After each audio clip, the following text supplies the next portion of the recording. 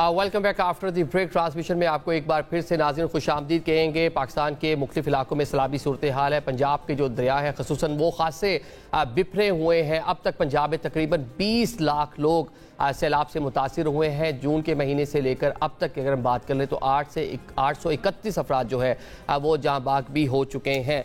ये एक सैलाबी सूरत हाल है, एक नेशनल डिजास्टर है। ऑन द अदर साइड हम एक लोगों का एक अमूमी रवैया देख रहे हैं, वो ये है कि लोग अपने घर बार अपने माल मवेशी को छोड़कर जाने के लिए तैयार नहीं है। कई इलाकों में एवैक्यूएशन के दौरान हमने देखा कि जो इंतजामिया उनको खासी मुश्किलात का सामना करना पड़ा। आज एक वीडियो हमारे जो है नज़रों से गुजरी सोशल मीडिया पर, वो मुल्तान की है, जहाँ पर कमिश्नर मुल्तान खुद बेट के इलाके में, दरियाई इलाके में जाते हैं। एक बुजुर्ग उनको मालूम पड़ता है कि वो अपना घर बार छोड़ने को तैयार नहीं है, अपने माल मवेशी की हिफाजत के लिए अपनी जान को दांव पर लगाकर वहाँ रुकने के ऊपर बज़िद है। तो कमिश्नर साहब से उसकी कम्युनिकेशन, जो उनकी कह लें कि दोनों की बातचीत है, कन्वर्सेशन है, वो जरा आपको सुनवाते हैं। पहले मुलाहिजा कीजिए।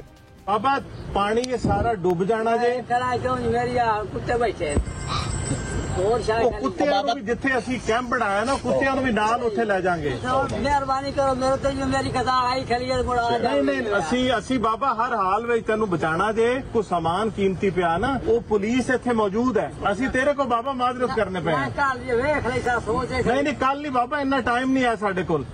ठीक है, ये आपने सुन लिया जी। कमिश्नर मुल्तान है आमिर करीम खान साहब, ये मनाने की कोशिश कर रहे हैं, लेकिन बुजुर्ग जो है बाजिद हैं, घर छोड़कर जाने के लिए तैयार नहीं है। कमिश्नर साहब इस टाइम हमारे साथ मौजूद हैं, क्योंकि मुल्तान नाज़रीन डिवीजन की अगर हम बात कर लें तो दरियाए रावी भी खानेवाल के मुकाम पे उसको हिट कर रहा है। दरियाए चनाब जो है वो मुल्तान, और अगर हम बात करें लोधरा की तो वहाँ पर सतलुज का जो पानी है वो भी उसको हिट कर रहा है। तो मतलब ये पूरी डिवीजन इस टाइम खासी इन 3 दरियाओं की वजह से मुतासिर है। कमिश्नर साहब बहुत शुक्रिया ज्वाइन करने के लिए।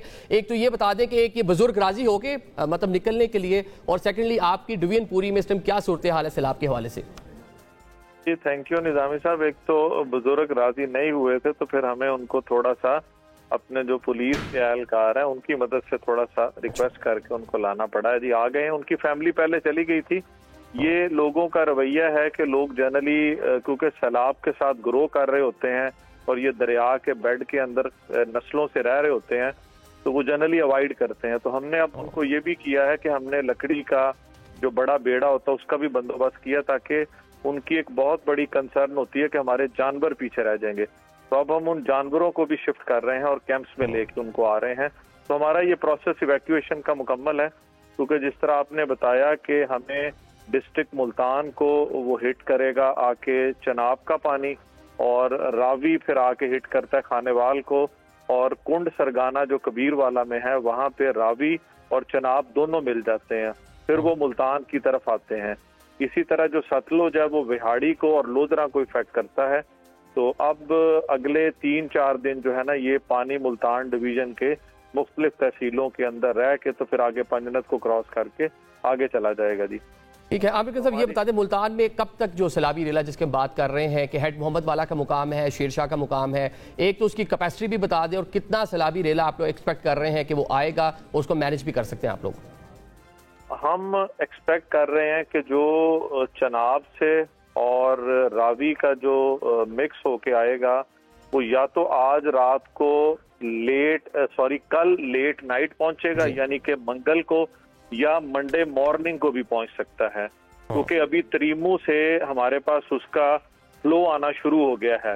अभी जब मैं आपसे बात कर रहा हूँ तकरीबन कोई 1-1.25 लाख के करीब जो मुल्तान डिवीजन का पहला इलाका है कुंड सरगाना तहसील कबीर वाला में, उसका पहला फ्लो आप कह लें कुछ 1-1.25 लाख का त्रीमू से आ चुका है। त्रीमू अपनी जब पीक पकड़ेगा तो फिर हमें सही अंदाजा होगा, लेकिन अभी तक जो एक्सपर्ट बता रहे हैं कि मंडे लेट नाइट को या ट्यूसडे मॉर्निंग को हेड मोहम्मद वाला पे पहुंचेगा और फिर आगे वो क्रॉस करके शेरशाह की तरफ जाएगा। जी मतलब आइंदा 24 घंटे जो बड़े क्रिटिकल हैं खसूसन मुल्तान शहर के लिए। चले बहुत शुक्रिया जी, आपका शुक्रिया अदा करेंगे। नाज़रीन अभी दीगर जो मेहमान हैं उनका मैं तारुफ कराता चलूँ। हमें जनाब ज्वाइन कर राना एहसान अफजल साहब, कोऑर्डिनेटर प्राइम मिनिस्टर पाकिस्तान के, डॉक्टर शाहिद शौकत साहब हमारे साथ मौजूद हैं, चेयरमैन हैं PMA के, और इसके साथ साथ कराची से जनाब हमें ज्वाइन करें डॉक्टर इमरान अहमद साहब, माहिर हैं मौसमियाती तब्दीली के हवाले से। बहुत शुक्रिया जी आप सबका ट्रांसमिशन में शमूलियत के लिए। राना साहब, सैलाब आते हैं, तब हमें पाकिस्तान में डैम्स याद आ जाते हैं, तब हमें नहरों के जो मामला हैं वो याद आ जाते हैं। एक्सपर्ट कहते हैं कि किसी भी सूरत जो डैम्स हैं वो सैलाब उसकी तबाहकारियों का जो है उसको रोकने में कारगर साबित नहीं हो सकते। लेकिन प्राइम मिनिस्टर बात कर रहे हैं, इस पर एक नई डिबेट हर बार जनरेट हो जाती है। तो क्या वाकई मतलब इसके ऊपर हमें कुछ सीरियस होकर सोचने की जरूरत नहीं है कि माहिरीन को भी साथ लेकर बात करें कि सिर्फ इसी के ऊपर के सियासत कर लें? सैलाब आया है, बारिश हुई है, इंडिया ने पानी छोड़ दिया है, लोगों के जान माल इमलाक का नुकसान हो गया और उसको सियासत की नजर के डैम नहीं बना, कालाबाग नहीं बना, नहरें नहीं निकली, इसी तरह जाने दें हर बार। बिस्मिल्लाहिर्रहमानिर्रहीम। देखिए, जो डैम्स हैं वो फ्लड्स को रोकने के मकसद के लिए नहीं कहा जा रहा कि उनको बनाया जाएगा। डैम्स तो इंडिया में चिनाब, रावी और ब्यास और सतलज के ऊपर मौजूद हैं, लेकिन वो फ्लड को रोक नहीं सके। फ्लड्स उसके बावजूद आ गए। डैम्स बनाने का मकसद तो वाटर रिजर्वॉयर या वाटर स्टोरेज की इन्हांसमेंट होता है, और या फिर आप उससे फिर बिजली भी जो है हाइडल पावर आप बनाते हैं। लेकिन बिल्कुल देखिए, डैम्स तो आपकी वाटर स्टोरेज के लिए बनने चाहिए। अब ये जो हमारे पास इतना ज्यादा पानी है, अगर आपका कैनाल सिस्टम रोबस्ट हो तो आप इस पानी को डाइवर्ट कर सकते हैं, आप इस पानी को स्टोर कर सकते हैं। फ्लड्स को मिटिगेट करने के लिए तो आपको जो है और जो है वो तरीकाकार अपनाने होंगे। देखिए, सबसे पहला जो इशू है ये कोई हम ऐसी देखें, जो क्लाइमेटिक चेंजेस हैं दे आर अपॉन अस, और सबसे वनरेबल जो ममालिक हैं वो पाकिस्तान, इंडिया है। और उसकी वजह ये है कि आपके पास कोई 50,000 के करीब इस खित्ते के अंदर ग्लेशियर्स हैं, जो कि हिंदुकुश, हिमालयाज और आपका जो कराकोरम रेंज के अंदर एग्जिस्ट करते हैं। ये तीनों को अगर और पूरे इस खित्ते की आप पूरी रेंज को ले लें तो जो आपकी ये क्लाइमेटिक चेंजेस की वजह से जो ग्लेशियर मेल्ट हो रहे हैं, जो आपके जो क्लाउड बर्स्ट हो रहे हैं, ये इम्पैक्ट आपके आता रहेगा। ठीक है, लेकिन रान साहब इस टाइम रान साहब अकता कलामी माफ, लेकिन इस टाइम जो जिन दरियाओं में तुगयानी है, आप चनाब की बात कर लें, रावी की बात करें, सतलुज की बात कर लें, उसमें तो जो इसकी लोकेलिटी है, जिस टेरेन से गुजर रहा है पाकिस्तान में, वहां तो डैम पॉसिबल ही नहीं है बनना उस तरह से। अदरवाइज सिर्फ एक चनाब की और बात होती है कि चिन्योट के पास सिर्फ एक जो है एक साइट है जहां बनाया जा सकता है, बाकी तो नामुमकिन है।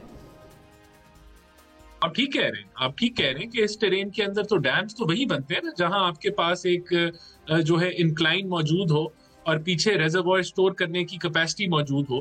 तो वो तो इस टेरेन के अंदर नहीं है, तो डैम्स कोई भी नहीं प्रपोज कर रहा कि आप इधर बनाएं। लेकिन ओवरऑल आपके पास जहां जहां वो आपके पास जियोग्राफी मौजूद है, वहां ये जरूर बनाने चाहिए ताकि आप अपनी वाटर रिजर्वॉयर की कैपेसिटी बढ़ा सकें। देखें और क्या तरीकाकार है, एक्वाफायर आप बना सकते हैं, अर्बन प्लानिंग का वो हिस्सा होना चाहिए। छोटे छोटे पॉन्ड्स या लेक्स जो हैं वो होने चाहिए। आप अपनी जो जमीन जहां आपके लो बेड लाइंग जमीनें हैं, अब जिस तरह ये कैनाल जो जा रहे थे आपने जो बनाने थे चोलिस्तान को, अगर वो मौजूद होते तो आप बहुत सारा पानी उधर डाइवर्ट कर सकते थे। तो आपको जो है जब एकदम से आपके पास ये, लेकिन जो सबसे मेन चीज है, जो नुकसान को अगर अवॉइड करना है आपने, तो जो रिवर बेड है और उसके इर्द गिर्द और जो बंद बने हुए हैं, वहां कोई आपकी कंस्ट्रक्शन नहीं होनी चाहिए। और ये कानून भी यही है कि जहां दरिया से लेके जो बंद तक जो है आपकी कोई कंस्ट्रक्शन नहीं होनी चाहिए। तो ये कहना आसान है लेकिन इसको इम्प्लीमेंट करना मुश्किल है। जिस तरह अब लेकिन इम्प्लीमेंट करना हुकूमतों के लिए तो डेफिनेटली मुश्किल नहीं होना चाहिए। जहाँ पे हुकूमतें अवामी वोट से इक़्तिदार में आती हैं तो अवाम के बारे में सोचना चाहिए। जिस तरह हमने रूडा और लाहौर में हाउसिंग सोसाइटीज़ का मामला देख लिया, अब एक दूसरे के ऊपर मलबा डालने की कोशिश हो रही है लेकिन नुकसान जो है खासा हो गया एक आम आदमी का। चलें डॉक्टर इमरान साहब, ये मौसमियाती तब्दीली हम बात कर रहे हैं, आइंदा साल, चलें डॉक्टर शाहिद साहब अभी हमारे साथ हैं, डॉक्टर इमरान भी उनका जो राब्ता मुनक़ता हुआ है।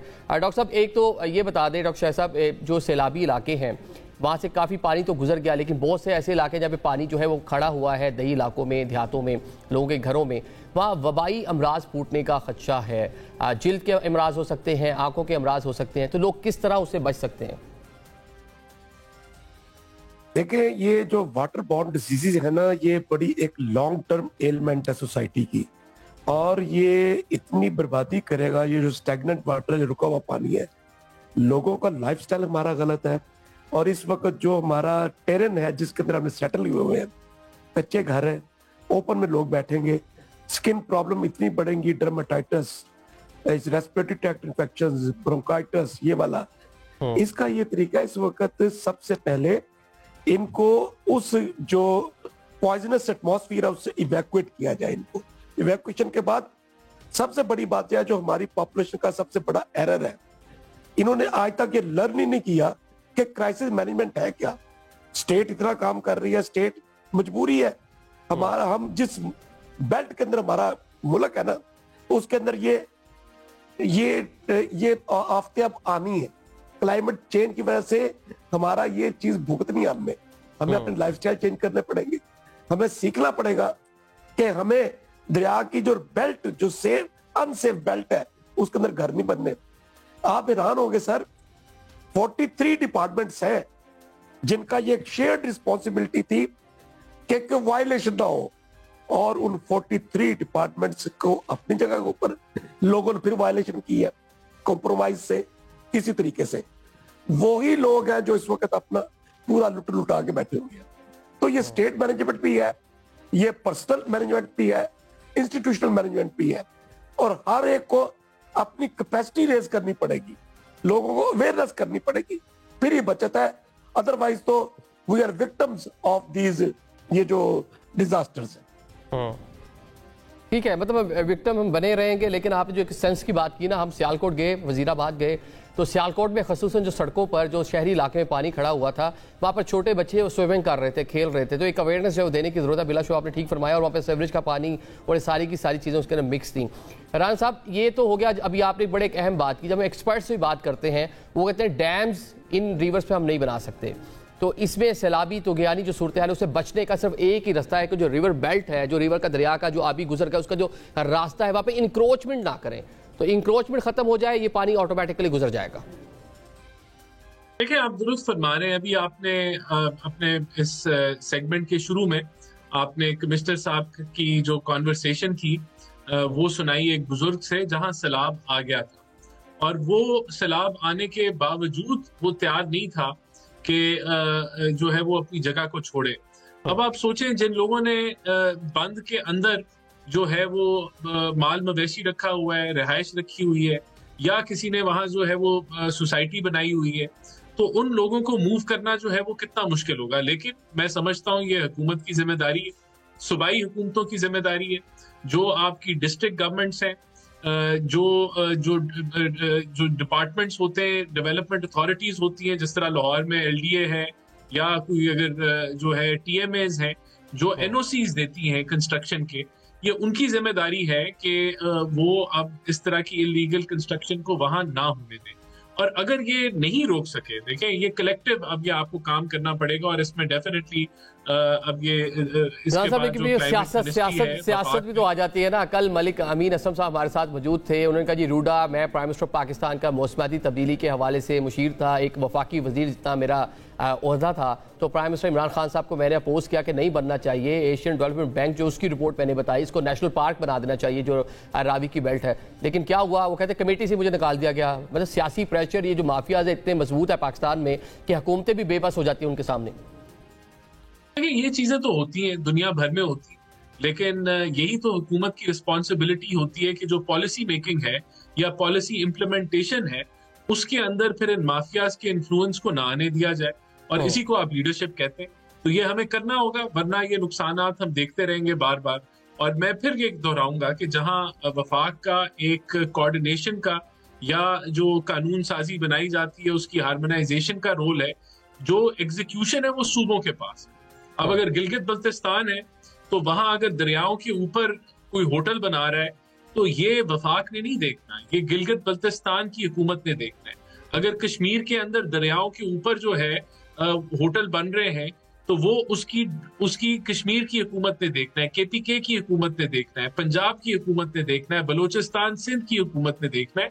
ये वफाक एक एज अ ओवरऑल सपोर्ट दे सकता है, लेकिन इसकी इम्प्लीमेंटेशन, इसकी एग्जीक्यूशन, ये सारा सूबों से, और बिल्कुल इसके ऊपर हमें मिलके आवाज उठानी चाहिए।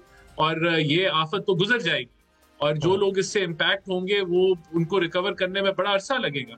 लेकिन अगर हम फिर सो जाते हैं और खामोशी इख्तियार कर लेते हैं तो ये it will happen again like it has happened again. तो ये कलेक्टिव जिम्मेदारी सबकी है कि इसके ऊपर आगाही दें, और अवाम की भी है जो कि रेजिस्ट करती है ऑब्वियसली, उसके लिए भी एक ऑल्टरनेटिव देना। अब ये कहना बड़ा आसान है कि अगर किसी की कोठी है या किसी के वसाइल लगे हुए हैं तो आप उसको वहां से अगर उठा के आप कहेंगे कि ये तुम खत्म कर दो अगले 4 महीने में, 6 महीने में, तो वो कहाँ जाएगा? वो कैसे उसको आप कॉम्पनसेट करेंगे? कैसे आप वो आपके पास इतने वसाइल हैं कि आप एक एक बंदे को कोई कॉम्पनसेट? ये सारे वो सवाल हैं जो आपको पूछने पड़ेंगे और फिर इसके ऊपर इम्प्लीमेंटेशन करनी पड़ेगी। ठीक है, लोकल वसाइल से तो ये सारी बातें जो आप फरमा रहे हैं मुमकिन नहीं है, लेकिन आलमी सतह पर जो इमदाद की बातें होती है वो 2022 के फ्लड में हमने देख लिया। लेकिन अब आगे चलकर जो आलमी बरादरी है किस तरह पाकिस्तान का इस आफत के बाद स्टैंड करती है, ये इस पर भी आपसे पूछेंगे। डॉक्टर इमरान साहब, आबी गुजरगाहों में एक इंक्रोचमेंट एक बड़ा मसला, मौसमियाती तब्दीली अगले साल 22% तक बताया जा रहा है कि ज़्यादा बारिशें होंगी। जब इस पर हम डिबेट करते हैं, बात करते हैं, तो एक सोल्यूशन जो पेश होता है, इस पर एक नई बहस जो शुरू हो जाती है कि कालाबाग डैम नहीं बना, नहरें नहीं बनी, और लेकिन बताया जाता है जिस टेरेन के लिए पूरे दरिया गुजर रहे हैं यहाँ पे डैम्स बन ही नहीं सकते। तो सोल्यूशन है क्या?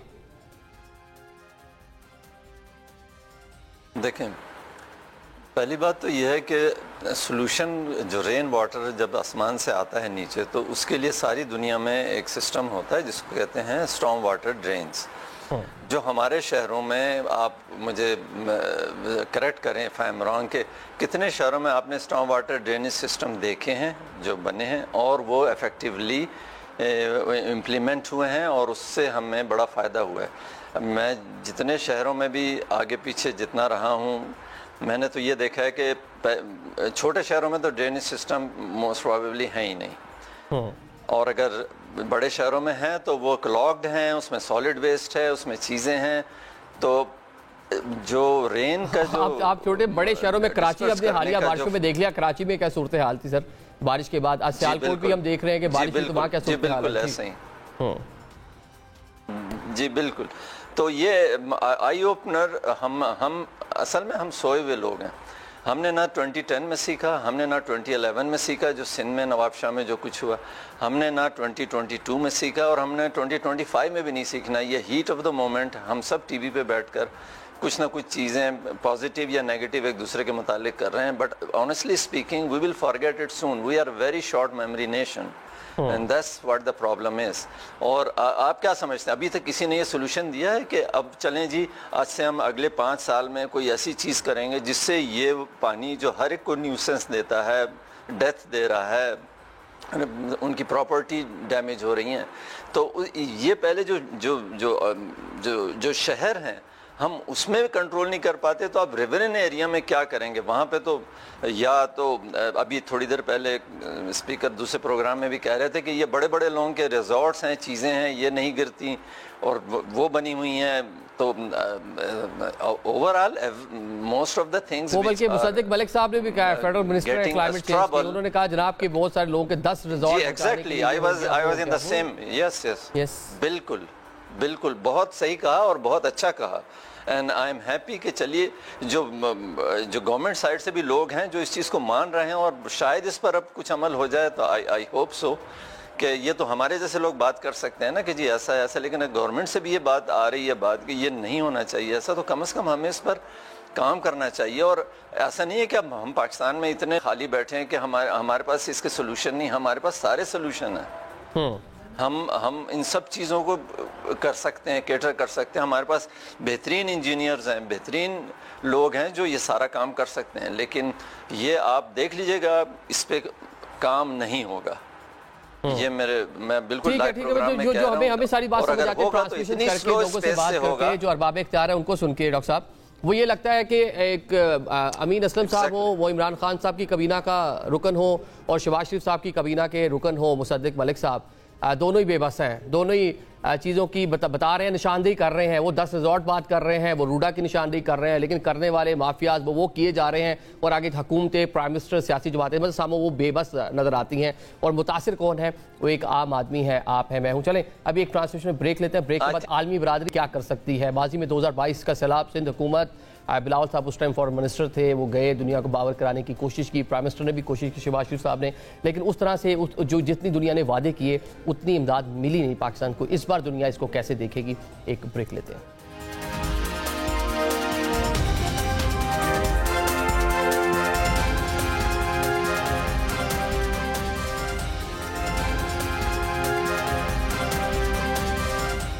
सिचुएशन रूम में आपको एक बार फिर से खुश आमदीद कहेंगे। बातचीत करते हैं। हम ब्रेक से पहले जिस तरह बात कर रहे थे कि साल 2022 में जिस तरह सिंध में एक सैलाबी सूरत हाल थी, लोगों का खासा नुकसान हुआ था, इंफ्रास्ट्रक्चर तबाह हुआ था, जाने गई थी, लोगों का जो माल मवेशी है वो खासे मुतासिर हुए थे, फसलें तबाह होकर रह गई थी। एक कह लें कि खासा संगीन सूरत हाल वहाँ पर डेवलप हुई थी, जिस पर आलमी दुनिया तकरीबन $11 बिलियन जो हैं उसकी यकीन दहानी कराई थी कि पाकिस्तान को मिलेंगे, लेकिन $2.8 बिलियन से उस टाइम मिले थे। और हुकूमत सिंध जो है और पाकिस्तानी रियासत उस पर शिकवा भी कर रही थी इदारों से कि जिस तरह से आप लोगों ने वादे किए थे वो पूरा नहीं हुआ था।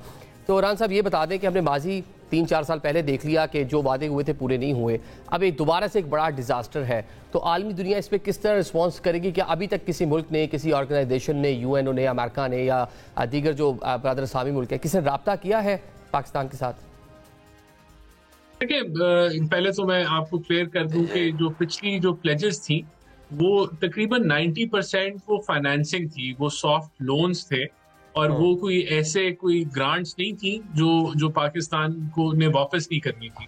और उसका मैकेनिज्म ये था कि हमने ऐसे प्रोजेक्ट्स उनको देने थे जो सूबों ने वो प्रोजेक्ट्स इनिशिएट करने थे और उनकी इम्प्लीमेंटेशन भी सूबों ने करनी थी। और वर्ल्ड बैंक की जो 1.5 बिलियन की जो एक वो चल रही है, जिसमें हाउसिंग स्कीम्स भी बना रहे हैं फ्लड अफेक्टीज के लिए सिंध में, वो ट्रांसवाइज थी कि जिस तरह आप प्रोग्रेस शो करेंगे तो उस तरह वो फिर आपको मिलता रहेगा। और ये इन डॉलर्स के साथ आपने अपनी भी मैचिंग करनी थी कि आपने खुद भी फंड्स लगाने थे। और गालबन पाकिस्तान ने खुद कमिट किया था कि वो 15 या 16 बिलियन डॉलर के फंड्स लगाएंगे अगले आने वाले सालों में। तो ऑब्वियसली फिर ये आगे चीजें बढ़नी थी। तो फिर हमने लगाए वो सारे पैसा के नहीं लगाया, मतलब कि जो हमने वादा किया था हम अपने तय पूरा कर पाए कि नहीं?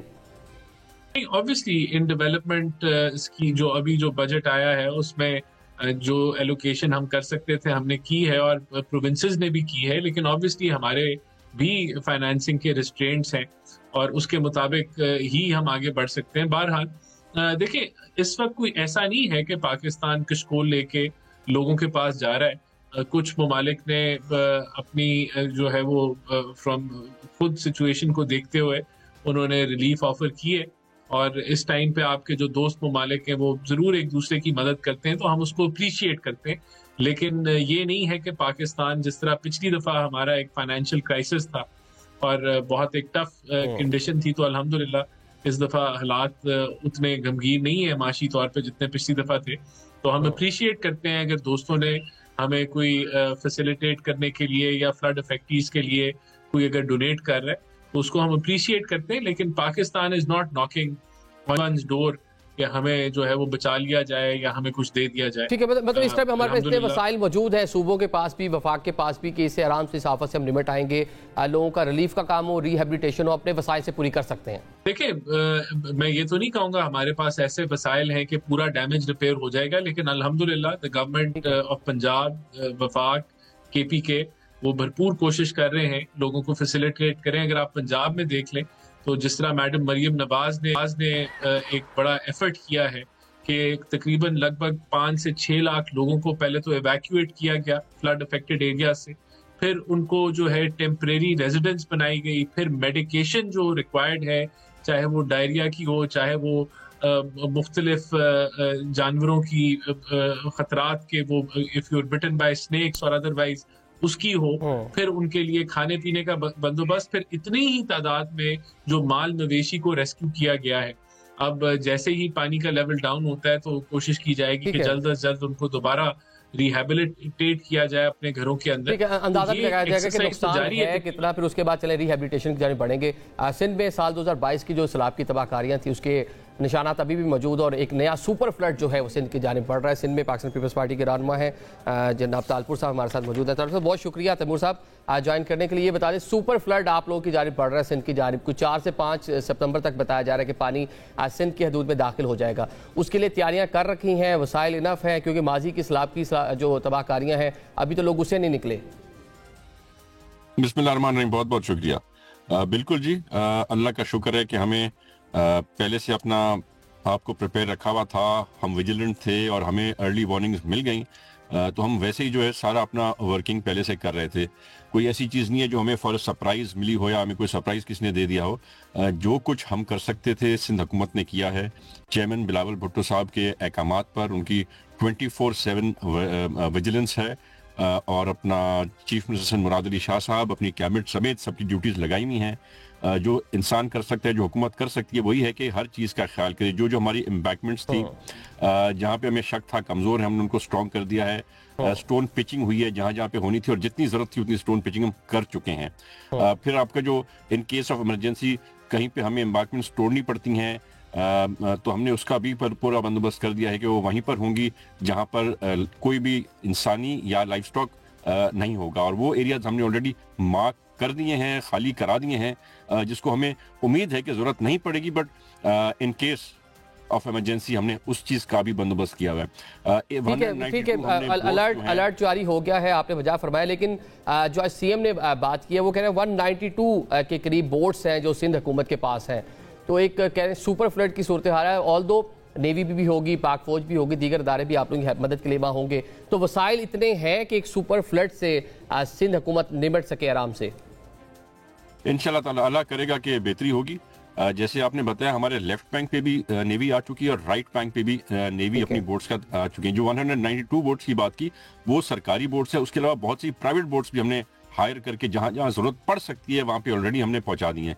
तो जो कुछ इंसानी तौर पे हो सकता है, जितनी मेहनत हो सकती है, जितने वसाइल हमें जरूरत है हम दे रहे हैं। मैं समझता हूँ कि अगर हमें ज्यादा वसाइल की जरूरत पड़ेगी तो हमारी वफाक भी हमारे पास है, वफाकी हुकूमत हमें आई एम श्योर मदद करेगी। पर अभी तक जो है हम in terms of all that we need and all that we needed to do has been done.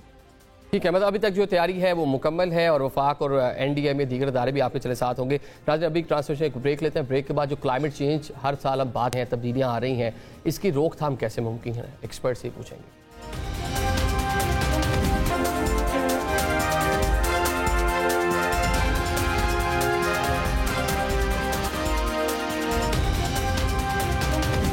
Welcome back after the break. Transmission में आपको एक बार फिर से खुशामदीद कहेंगे। नाज़रीन, पाकिस्तान उन दुनिया के टॉप 5 ममालिक में शामिल है जो मौसमियाती तब्दीली से सबसे ज़्यादा मुतासिर हो रहे हैं। क्लाउड बर्स्ट हो, फ्लैश फ्लडिंग हो, इस तरह के जो वाक़यात हैं उनमें इजाफा देखने को मिल रहा है। डॉक्टर साहब, ये बता दें कि जिस तरह क्लाइमेट चेंज एक बड़ी रीज़न है, आपने देख लिया कि किस तरह पाकिस्तान को वो इफेक्ट भी कर रही है, मुतासिर भी हो रहे हैं। हंगामी तौर पर कौन से ऐसे इकदाम हैं जो लेने की ज़रूरत है ताकि इसका जो तदारुक है, इसमें जो कमी है वो लाई जा सके? देखिए, शॉर्ट टर्म सोल्यूशन तो इसका इस वक्त तो कोई नहीं है, कम से कम इस रेन के लिए। जो होना था, जो डिस्ट्रक्शन होनी थी, जो डैमेज होना था वो हो चुका। लेकिन we need to learn lesson from this event. और वो लेसन क्या है कि देखें जी, जो मेन सिटीज़ हैं वो मोर पॉपुलस हैं और मोर कंक्रीट इन इट। तो जो डिज़ाइन आज से 20-25 साल पहले किसी भी सिटी के लिए हुआ था वो इस वक्त फेल है in any circumstances. So हमें रीडिज़ाइन करने की ज़रूरत है with the new concept of this climate change which is a reality now. और इसके लिए डेफिनेटली जब हम नॉर्मली जब इंजीनियरिंग में हम सिविल इंजीनियरिंग में हम डिज़ाइन करते हैं तो 100 ईयर 50 ईयर रिटर्न पीरियड पे चीज़ें डिज़ाइन होती हैं। अब जो सिचुएशन है वो कर्व जो है जिसको हम दोबारा डेवलप करेंगे विद दीज इवेंट्स, तो हमें रीडिज़ाइन करना पड़ेगा और वो रीडिज़ाइन जो होगा बड़ा कॉस्टली होगा। लेकिन इतना कॉस्टली नहीं होगा कि अभी हम फिर इसको भूल जाएं और 15 साल के बाद फिर कोई ऐसी चीज़ हो तो फिर हम उसको करें। लेकिन जितना हर साल नुकसान होता है उससे ज़्यादा कॉस्टली तो नहीं होगा ना, जितना नुकसान हम हर चंद साल बाद कर बैठते हैं। जी, और दूसरा ये कि आज कंस्ट्रक्शन कॉस्ट जो है ना वो 15 साल बाद इससे कहीं ज़्यादा होगी। सो अगर हम एक स्टडी सिस्टम जो फेडरल और प्रोविंशियल दोनों लेवल पर सारे जो डिपार्टमेंट है वो बैठकर कुछ नई कंडीशंस कंस्ट्रक्शन इंडस्ट्री पे लगाकर चीज़ें करके स्टैंडर्ड हम थोड़ा सा इम्प्रूव कर लें कि जब इस तरह की कोई इवेंट हो तो हमारी जो बिल्डिंग्स हैं, हमारे जो ड्रेनेज सिस्टम है और हमारे जो सूएज सिस्टम है ये उसी लेवल पर काम कर सकें।